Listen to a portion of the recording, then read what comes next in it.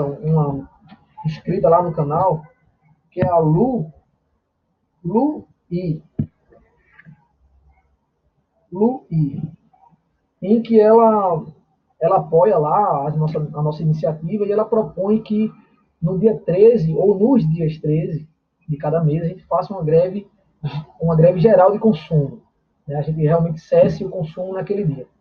Eu acho isso válido, importante, mas a ideia que eu defendo é que a gente faça uma coisa contínua e permanente, né, que tente divulgar o máximo, e que a gente pode pensar em adotar em alguns dias específicos, cada dia 13 de cada mês, a gente realmente se esforçar ao máximo para consumir somente o necessário, tá? Somente o indispensável.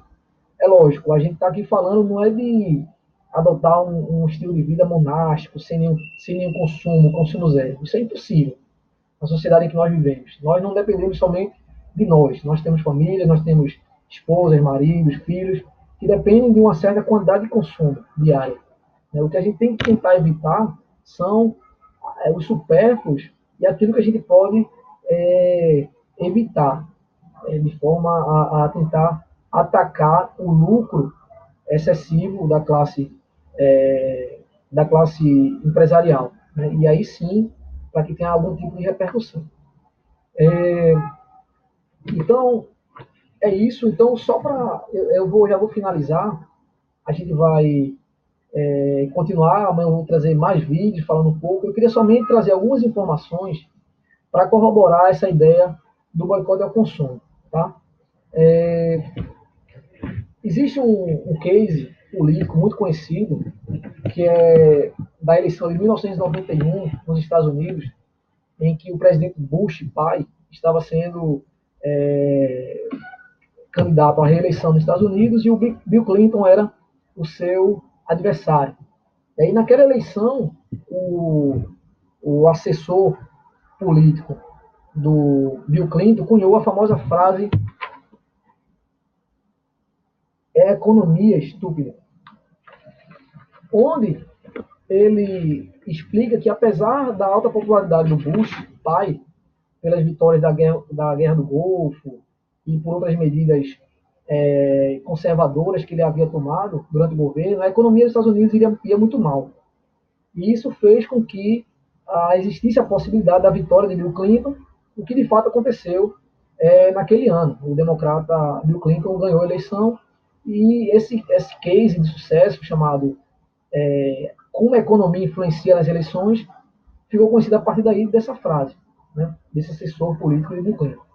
E aí eu quero trazer algumas informações para vocês que corroboram a ideia de que nós estamos, de acordo com alguns especialistas, à beira de uma nova crise global, parecida com aquela que aconteceu em 2008, só que de outra natureza. Aquela foi uma crise financeira causada principalmente pela queda dos bancos, né, do sistema financeiro americano, que era muito desregulamentado.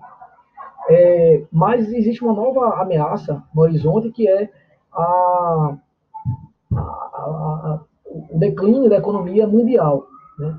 Por isso, essa onda conservadora, essa onda nacionalista de alguns países, os Estados Unidos impondo tarifas alfandegárias, tornando o comércio multilateral cada vez mais difícil. Né? Isso fez com que, por exemplo, essa reportagem aqui na revista, saiu no portal Terra, né? Onde o JP Morgan, que é um dos maiores bancos do mundo, ele lança um aviso para os seus acionistas, onde ele prevê que o Brasil será um emergente de risco a partir do próximo ano, seguindo a trilha do que hoje acontece com a Turquia e com a Argentina. Uma crise cambial muito forte. Ele cita que a média do dólar prevista para o próximo ano estava em 3,90 e hoje ele considera o patamar de 4,10 o mais plausível, né, para o próximo ano. Isso gera consequências do ponto de vista inflacionário e tudo mais, certo? Uma outra reportagem de 5 de novembro, onde cita o Arthur Briz, que é um dos maiores analistas econômicos do mundo, ele chegou a prever a crise de 2008 nos Estados Unidos, ele vê que a economia brasileira, nessa reportagem do Valor, ele vê que a economia brasileira está bastante suscetível a essa possível crise global que está por vir no próximo ano ou 2020, mas ele já consegue ver sinais de, de pré-crise acontecendo nos mercados financeiros. Se vocês acompanharem, a Bolsa dos Estados Unidos teve sucessivas quedas fortes esse ano. Por exemplo, hoje a Bolsa do Brasil caiu mais uma vez, caiu mais de 1%, o dólar sobe no quarto pregão consecutivo, o patamar já está em R$ 3,83, R$ 3,84, quando da eleição do Bolsonaro estava R$ 3,60. Por que está crescendo? Porque está subindo o dólar, quando o cenário seria de um otimismo, de uma euforia nas bolsas e no mercado de câmbio. Né? Então, isso é um dos sinais. E um outro dado muito importante é em relação ao preço do barril de petróleo. Se vocês observarem, essa reportagem também é de hoje, do Valor Econômico, onde fala que o petróleo tem forte baixa e toca mínima desde outubro de 2017. Nessa reportagem do Valor, é citado que o Brent, né, que é a unidade de medida lá do petróleo na Bolsa de Valores, das ações da commodity, né, do petróleo, está em $60 hoje.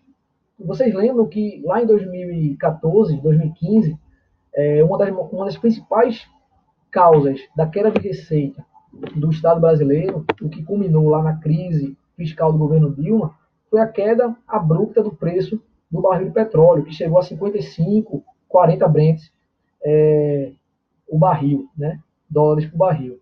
Então isso significa que, essa aqui também é uma outra reportagem, preços do petróleo caem para a mínima em 2018, apesar de planos da OPEP para cortes de produção. Existe um excesso de oferta de petróleo no mercado mundial, principalmente pela falta de consumo dos países. Né? A Alemanha teve queda do PIB no trimestre anterior, no trimestre passado. O Japão mostra sinais de recessão.